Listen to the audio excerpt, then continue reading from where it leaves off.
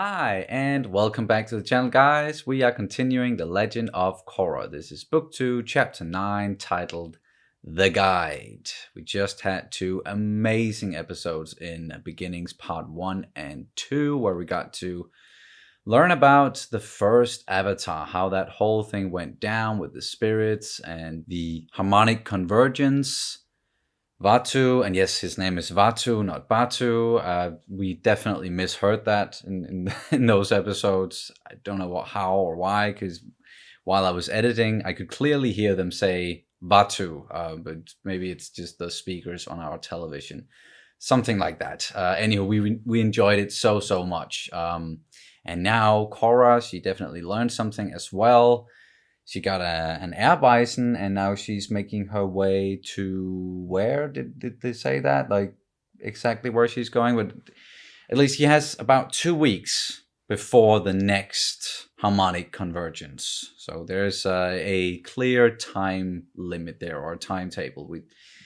It's not long to do everything that she needs to do to right the wrongs that are going on in the world with the dark spirits and what Unalaq is doing. But yeah, let's just get into it as quickly as possible. I know we've been doing these double drop episodes, or doing 2 episodes a week for just a little while now, especially on Patreon. It's not something that we're going to be able to do going forward that much. Maybe I'm just saying, don't expect for us to keep doing 2 episodes, because you are quite busy with work, and it's really taking a toll. It's very stressful.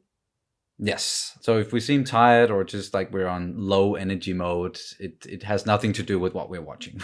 We are still very much enjoying this show. I'm also pretty sure that this is the last episode with the second animation studio, and then after that they're gonna go back to like exclusively the first one.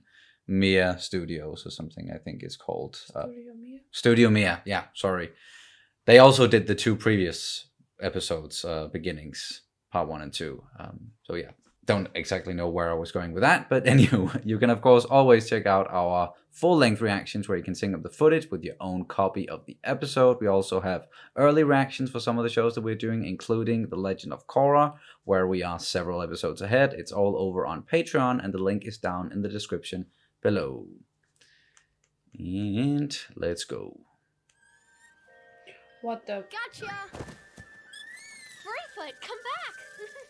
That's a spirit? Bunny? No. No? Were you playing with someone? Yeah. Oh, just some imaginary friends. Huh. Huh. How is she able to...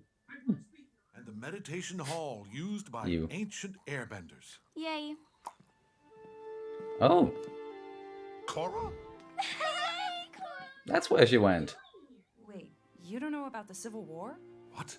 Oh. Just tell us everything. Everything? Okay. And then I met the first Avatar, and then I realized I shouldn't have opened the portal in the first place, and now I need to close it again. I knew this would happen. You did? My best chance to close the portal is from the inside. I have to enter the spirit world. A journey to the spirit world. All my years of spiritual training have prepared me for this moment. I will help you. Today, we enter the spirit world. Ooh, exciting. I told you it wasn't our fault. You're right. It was my fault for trusting you. We'll make it up to you, Father. Good, because I'll need your help to open the northern portal. I thought only the Avatar could do it. I believe there is another way. Oh, they're in... There it is. Well, yeah, we just saw this place. Okay, that's lunch, everyone. Hello? Anyone? Asami, there you are. Is Bolin around? I've got something to tell you both. Ah! Oh, I gotta stop doing my own stunts. I found out who's been stealing from Future Industries. Varrick. He's my business partner now, not an evil mastermind. Mako, you seem stressed. I am stressed. Maybe you just need to relax. Wait a minute. Wait. Are you two? Korra just left a week ago! Guys, listen to me. Anyone could have gotten their hands on one of those detonators. Yeah, let it Anyone? go, Mako. Let it go. Varrick's been looking for you. By this very garden is where my father met Guru Patik. Oh yeah. Wow. Gonna drink some onion banana juice. Or what was it? Are you in the spirit world? I would be if Milo could ring his bell at the appropriate intervals. Did I do it wrong? Aw. Let's try something else. Kaya, this is too much smoke. You set it up wrong. This isn't going to work. I'm sorry. I did what you told me. Well, the moment's ruined. Maybe. Try a little longer. Hey, Janora, what are you chasing? Nothing. Maybe Junora can help you with getting into the spirit world, and Kaya definitely notice something. Korra, really? I'm trying to concentrate here. What's going on with you? First you're blaming Milo, then Kaya, now me. How did you first get into the spirit world? Let's try that. Well, actually, I've never been into the spirit world.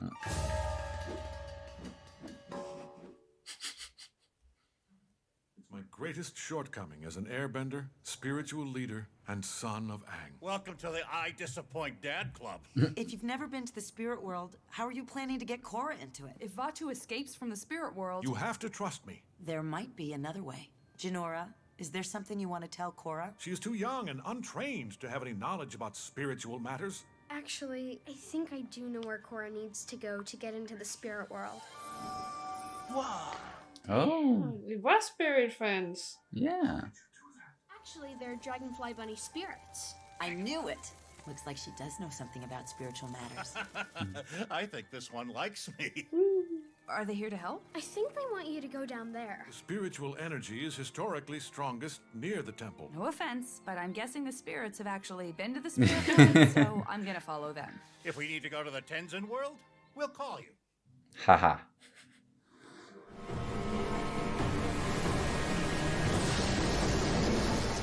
Oh shit. Leave him. Keep bending. He needs a healer at once. This is more important. Whoa. Than your own son? I'm taking him back.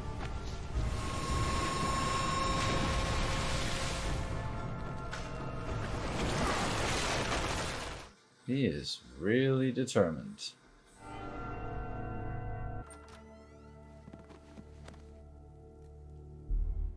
Maybe he's not talking to Vatu yet. Torture? The only thing I want to torture is this pesky foot fungus. Ooh. And I think you know that I know that you know. You know? Know what? That the world is a dangerous place. And that's exactly why I want to offer you a job on my security force. I have a job. You wouldn't want anything to happen to Asami, would you? Or what about your brother? What are you saying? Who knows what could happen? Are you... Thanks for your concern, but the answer is no. Trying to buy him and threaten him at the same time. I'm gonna name you Boomju. It's short for Boomy Jr. Don't you think he looks like me? The resemblance is uncanny. I think Dad's mad at me. His pride's just a little bruised. Yeah. The Avatar is part spirit, just like the statue. What statue? Oh yeah. When we were at the Southern Air Temple, I was drawn to this old carving. It was the first Avatar. When did this happen? It was on the solstice. That's the day I opened the southern portal. Whoa. We're here! Are you sure these spirits are leading us to the right place? Of course. I trust Boomju with my life. Really bonded with that one, huh? Good job. You cleansed the area of the only spirits that want to help us. And you scared away Boomju. Oh. Oh. Spirit bats. And bats. And bats.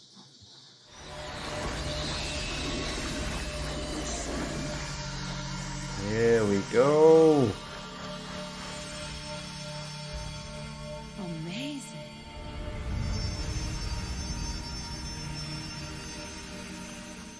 Yay, she finally did it successfully. Yeah. She learned something. Unalaq may be a horrible person, but his spirit powers are no joke. He taught you how to transform dark spirits. Everything Unalaq taught me was to help himself. Everything you've done was meant to help me. I'm so sorry for turning my back on you as my mentor. If we meditate here, we'll be able to enter the spirit world. Why don't you go first? After all these years, my father's dream for me will finally come true. I really hope so. Yeah, me too.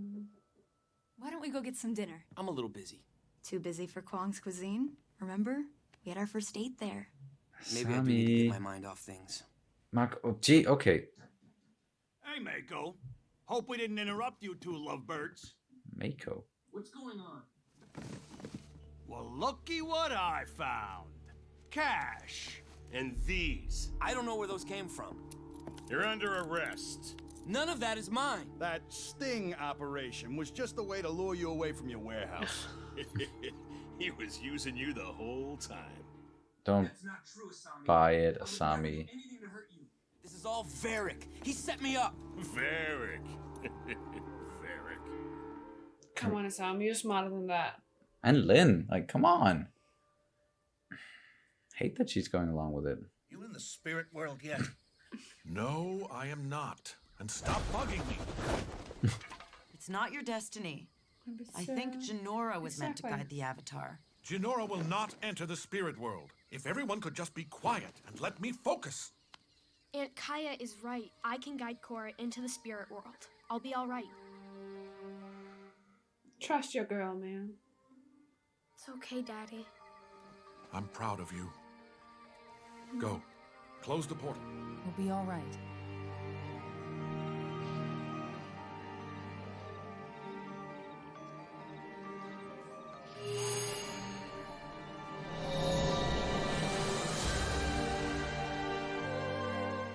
Wow.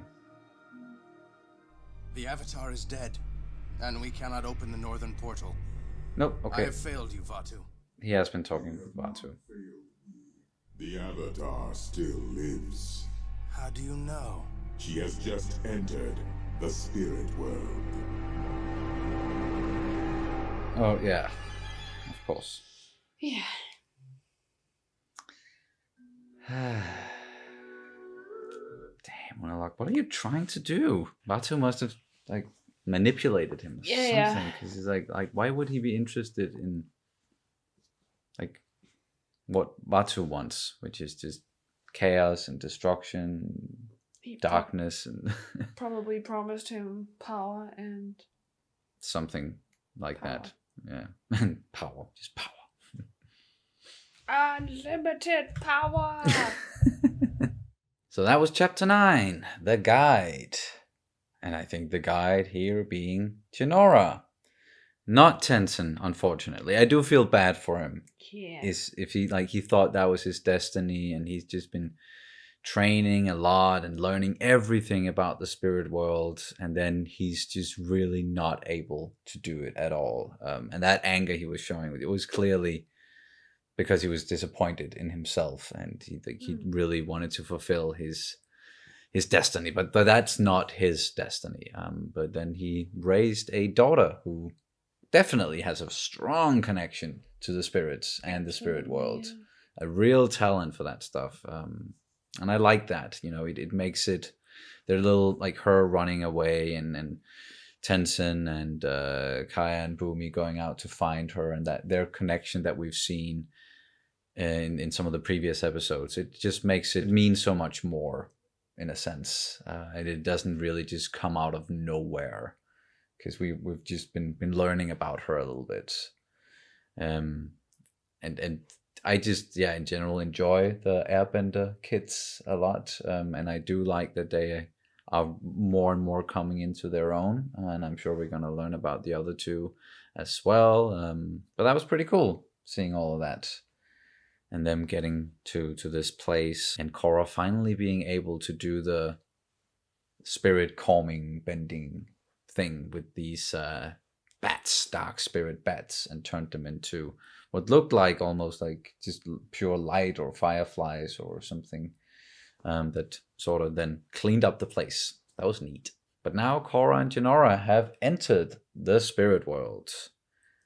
Looks pretty cool. Like, it's very light and bright. And we got to confirm that, yes, Unalaq has been talking to Vaatu. Yes. And that is, like, Vaatu is the one who's behind all of this and getting Unalaq to do these things. And we sort of questioned, like, why would Unalaq do this? But it has to be the manipulation thing and him promising him, or Vaatu promising Unalaq something like, yeah, power. Power. Must be power. Yeah. And that's, from what we know about Unalaq, that's what he had always wanted. And the reason why he did what he did to his brother and became the chieftain there, or the chief. And now he just wants more power and kind of hiding behind, I'm doing this to save the world from dark spirits.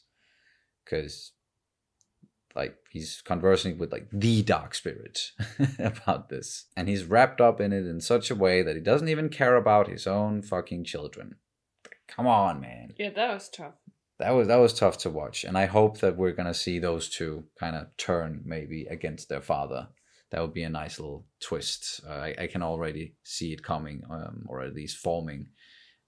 Because they realize that, okay, our father doesn't value our lives as much as opening the spirit portal. And even saying as much, like, this is more important than my son's life or him getting some medical attention. And if they're twins, I would say that Eska, that the reason she was not obeying Unalaq's orders, that was because, well, they have such a strong bond with each other, and she didn't want to risk that anything happened to Desna. No. Yeah, they're not only just siblings, but yeah, twins. So the bond must be really strong, and it's almost like, I'm not a twin.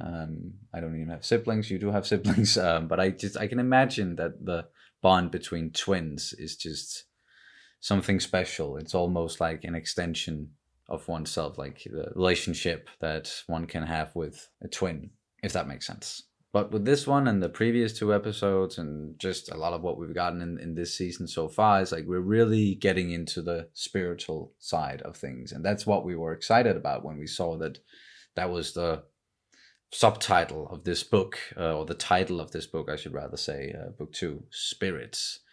Because that's always been something that has fascinated us a lot with the world of the Avatar, and how it is connected to the spirits and the spirit worlds. So them really diving into it now, that's quite exciting. And I have a feeling we're going to be spending a lot of time in the spirit world in the next episode, at least. And maybe seeing some more cute spirit animals, like the dragon... bunnies! Yeah, the dragonfly bunnies. Was that what they called them? At least it was a cross between a bunny and a dragonfly. Yeah. They were quite cute. And Boomy really bonded with one of them. And even called it... Boomju? Boomju. I don't know. It sounds like something else. But yeah, never mind. Besides all the cool spirit stuff, we also got to return to Republic City and Mako's investigations. It didn't really go his way there. He ended up being framed because that's obviously what happened. And now they arrested him. And I'm sad that Lin Beifang, that she's not being more trusting, like when it comes to Mako, that she's not trusting him, and like she's just been on his back, or just, I don't know what he did to earn that mistrust from her, really. And instead she's trusting these other 2 guys who can't even pronounce Mako's name correctly. Oh, I think they can. I just think they're fucking with him. Okay. But they're clearly assholes. It's just, I don't know. And even Asami seems like she's doubting Mako now, even though she was very quick to try to, not seduce him, but she's definitely like, oh, you're no longer with Korra? You want to go out for dinner? Let's hook up again. It's really, really quick. And I liked how Bolin was like, it's only been a week. Korra's been gone for a week and you already... Come on, guys. That whole thing is just, that feels wrong. And even Mako, it just seems like he's ready to throw himself in the arms of Asami once again. That's a little bit infuriating to watch. I don't know about you. Yeah, well, I've made my opinion known before about the whole relationship or the whole love part of Atla, or both Atla and Legend of Korra, that I most definitely don't think it's pretty well made or pretty well written. No. And this just... Not even in Atla? Not really, no. Oh, okay. Like, there's some romances that were kind of cute, but it was simplified in a way that I found odd. Love isn't that simple, necessarily. No. Not at all. It's really complex, and yeah, and it was just right there I felt like I was watching something straight out of like a children's cartoon. Yeah. And since all of this both these series are dealing with some really tough but somewhat realistic things, especially like the themes and the characters and stuff like that. Relatable, at least. It's relatable, and it's really complex, and it's mostly well written. So the way that all the love part is just falling short for me completely. Fair enough. We'll see what happens with that whole thing. And then we didn't what else did we get? Like, we had Varrick just quickly threatening and trying to bribe Mako at the same time when he was doing his walking on fire thing to get rid of fungus. Is that how that works? I don't... Yeah, he's still entertaining, but it's very clear that he's a bad guy now. Very, very clear. Oh, and we also learned, just going quickly back to the spirit stuff, that the statue that Jinora was looking at, that was one. That was the first Avatar, and that's why it looked so different than or compared to the others, I guess. But it seems that one was not part of like anything. Like, he was Jinora said she knew about all of the avatars, but she never found one or didn't know anything about one. No. So what's that all about? And also that carved statue was not there when she got snapped out of it, right? I don't quite remember. Or I think it wasn't there before or something like that. I don't know. I don't know if she's ever been there to like study the statues in such a way, or maybe she just only noticed it now. I just feel like I've heard it somewhere, and it wasn't necessarily Jinora that said it. Was like the statue wasn't there, but it was someone else who said it. Oh, okay. I've never seen that statue. Oh, I think it was Kaya who said, "I've never seen that statue here before."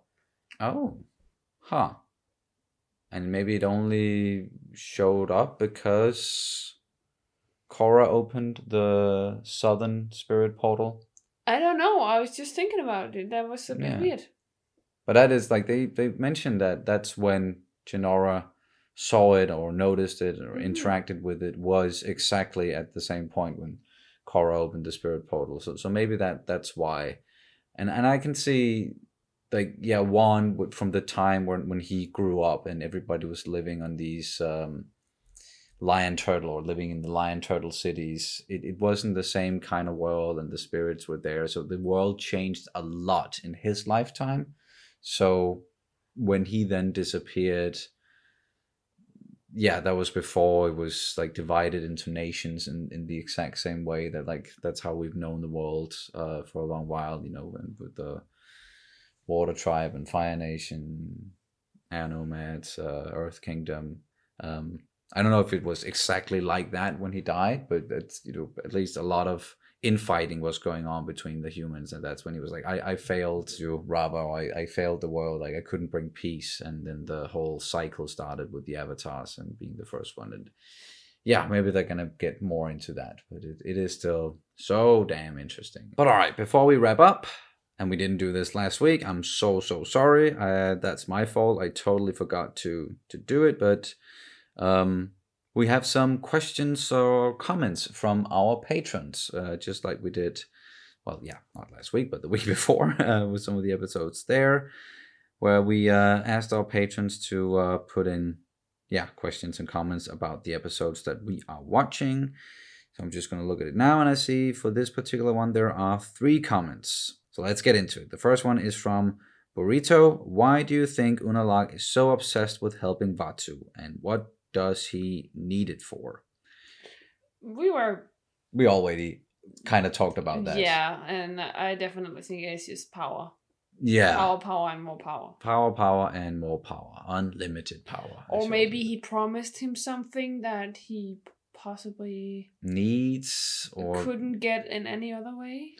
I don't know. Maybe that's something to be revealed in the future. Bringing back dead people or something like that. I haven't. Yeah, I am not quite sure. But it is still puzzling why Unalaq would cooperate with Vaatu. Why any human would want to cooperate with Vaatu if they value their world.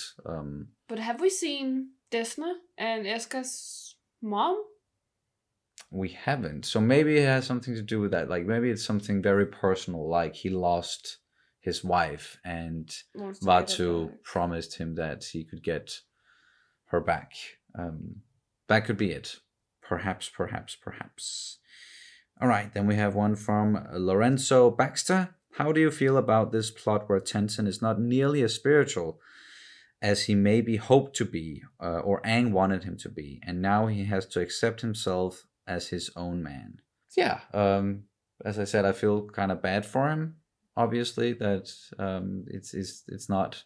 He thought that his destiny was one thing, and it turns out that's not really it. He is still very good at guiding Korra, guiding the Avatar, and I think that's something he can focus on. It always sucks when you come to a realization that life is not what you planned out to be in any situation. Yeah. And he just hit that wall. We probably hit it before, but it must be an especially hard one, knowing it, or well, being raised as you're the son of Aang. Yeah, the son of Aang and the last airbender. Kind of, or like the only airbender.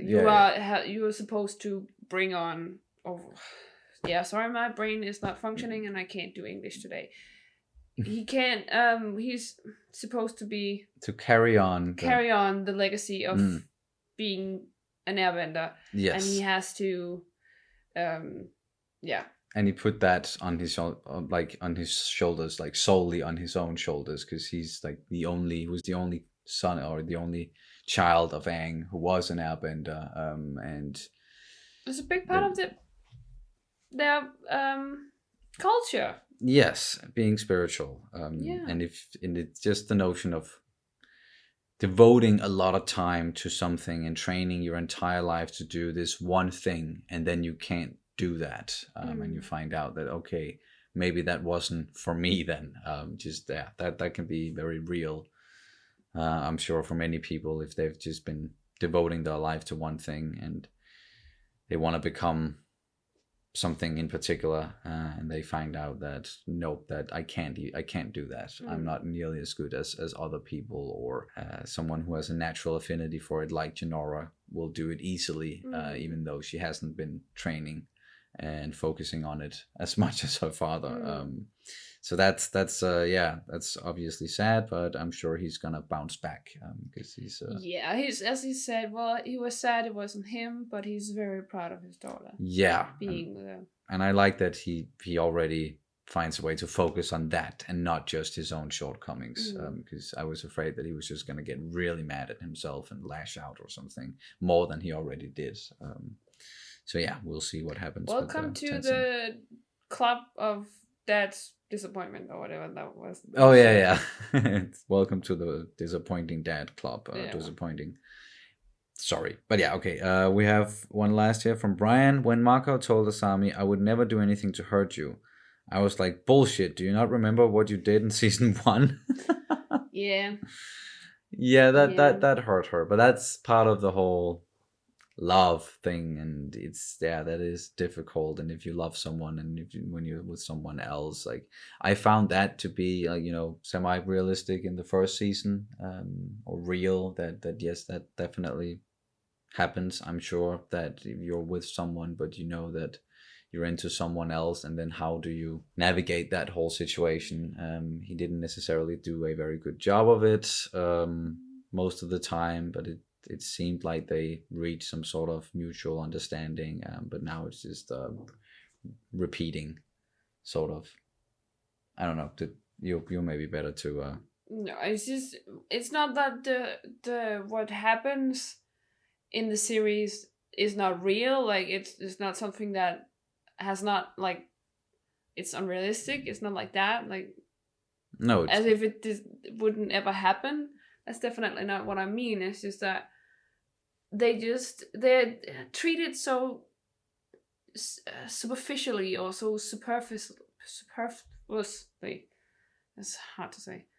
And I don't think they really grasp how much, or they don't show it, at least, just how much it means, like, emotionally, how much it can wreck you, and how much it can, like, affect you in going forward as well. And I just think it's a bit too simple for me, and too kid-like, especially with a series of this caliber, like treating such human issues and human emotions, human backstories, all that.